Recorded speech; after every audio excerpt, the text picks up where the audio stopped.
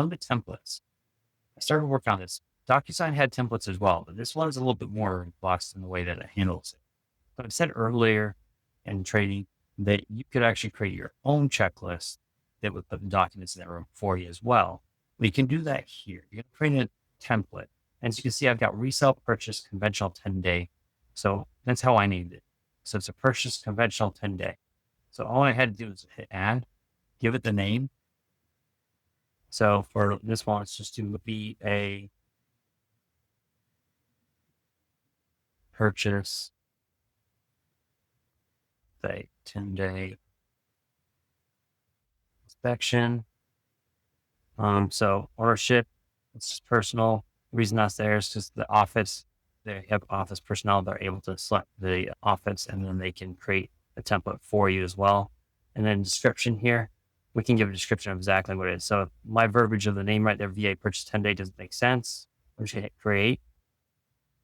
Now within here, you can see I've got nothing added as paperwork. All the paperwork that I want added to this transaction, I could just add right here myself. So if I know that for this VA purchase 10-day, it's going to be, I'm going to need the VA addendum. I'm going to need the FHA VA addendum. I'm going to need maybe if I wanted to go in more descriptive on this, this is maybe a lead-based pink property or 1978 property. It's before 1978. Therefore, let's just say this property was listed. Actually, let me take a look. Let me see what it does say on there. What the property's date on this is. Anyways, let's just say this house was built in 1970. So I would need to add a document for that. So if I needed, I can make separate checklists for that. So I could just go in here, hit add paperwork, have form libraries and upload. So if I need to upload my own document, like I have a document I want to add my documents, I always do. Like I have a media release document that I created and I just have to sign that. I could actually upload that in here and I can template out just like I said on the other one for how I templated the signatures and where they went. For this one though, we're just going to say we're going to go to Florida Association Realtors and we know this is going to be whatever contract you use. I use a residential contract most of the time. Also, if you want to make sure you're using them correct, like I could go to my main market centers folder and I can get their own forms. So this is all our forms that our market center uses. So these are exclusive to that market center. Now, FAR forms and all that, you would actually need to go into FAR and get them. If they're Stellar, like whatever you're using, we use Stellar here, you could go into there and see their forms they have. So like your MLS data entry form and stuff like that, you could go into there. For the purposes of this right here, I'm just going to go in and I'm just going to do the residential. Oh, I know why. It's supposed to be on FAR.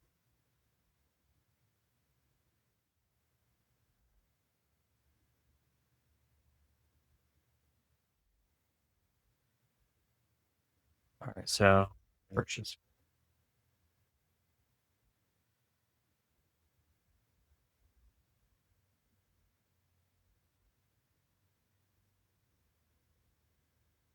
There we go. I'm going to add that one. That way I make sure every single time now I grab the right contract thing I want to use. And then again, let's just say this is the window.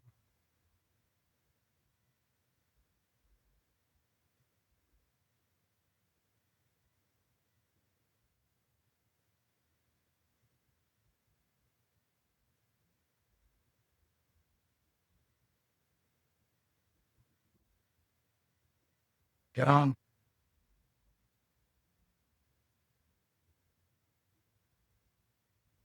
right, so that's good for right now. Just showing you that I was able to add these documents. I want to make sure that these documents are part of that. I'm just going to come up here and make sure that I need.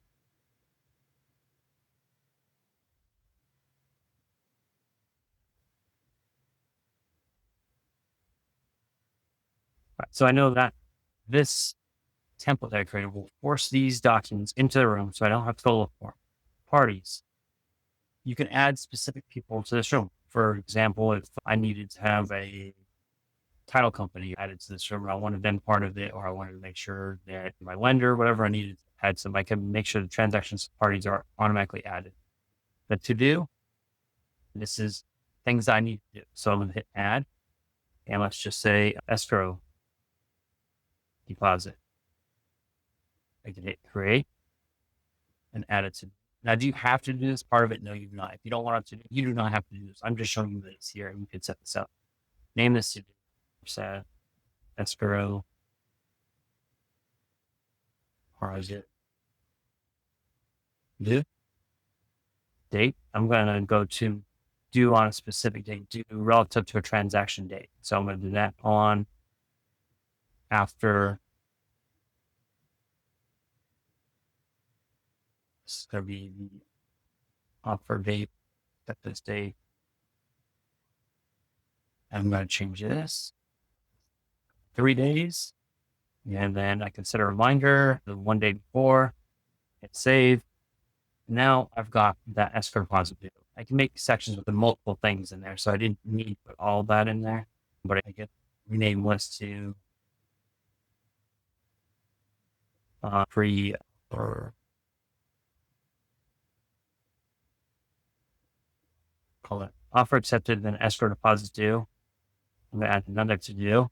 This is going to be the inspection.